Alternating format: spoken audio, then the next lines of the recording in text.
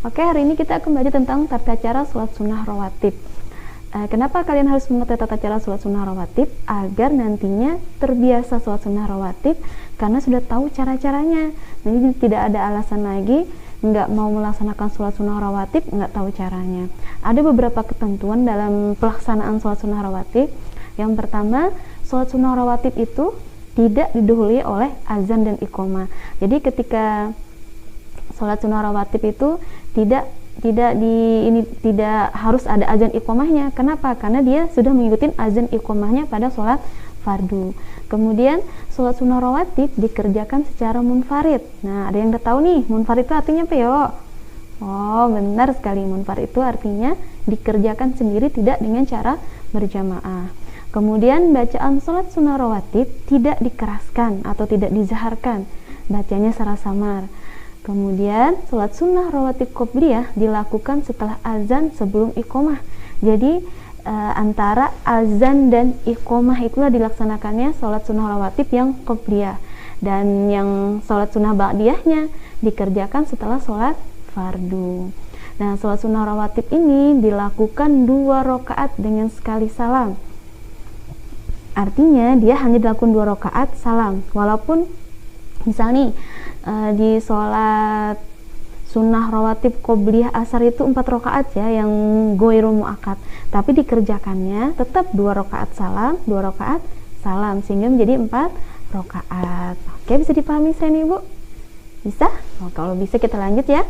Setelah membaca Al-Fatihah, nah setiap rakaat, setiap sholat itu akan diterima oleh Allah atau dikatakan sah. Setiap sholat itu harus membaca Al-Fatihah. Nah, untuk sholat sunnah rawatib kan 2 rakaat nih. Rakaat yang pertama setelah membaca Al-Fatihah diutamakan membaca surah Al-Kafirun.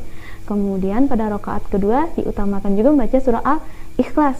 Tapi ini sunnah ya, diutamakan. Artinya nggak wajib. Misalnya nih, Bu, masa sholat sunnah rawatibnya Al-Fatihah, Al-Kafirun, Al-Ikhlas, Al-Kafirun, Al-Ikhlas, boleh dong sekali-sekali mungkin diganti Al-Humazah atau At-Tariq, boleh nggak? Boleh, cuma disarankan atau lebih diutamakan itu baca surah Al-Kafirun dan Al-Ikhlas.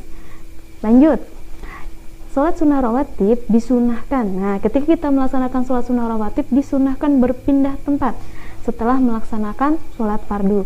Jadi artinya apa? Ketika melaksanakan sholat sunnah rawatib, misalnya ini sebelum sholat fardu. Nah, berarti qobliyah misalnya qobliyah zuhur 2 rakaat dulu. 2 rakaat sebelum sholat zuhur kita disarankan mencari tempat yang berbeda dari nanti kita akan melakukan sholat fardu. Begitu juga ba'diyahnya, disarankan untuk geser ke depan sedikit atau ke belakang, ke kanan atau ke kiri.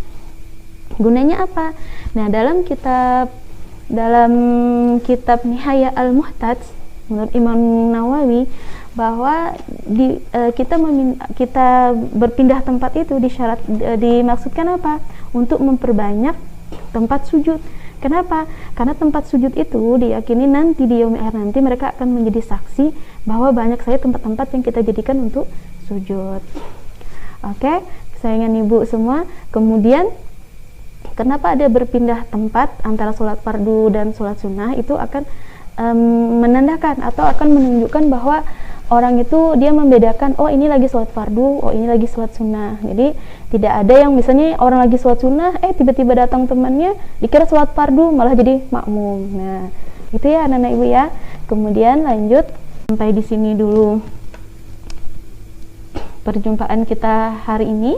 Mari kita tutup dengan bersama al-musalli walhamdulillahi rabbil alamin.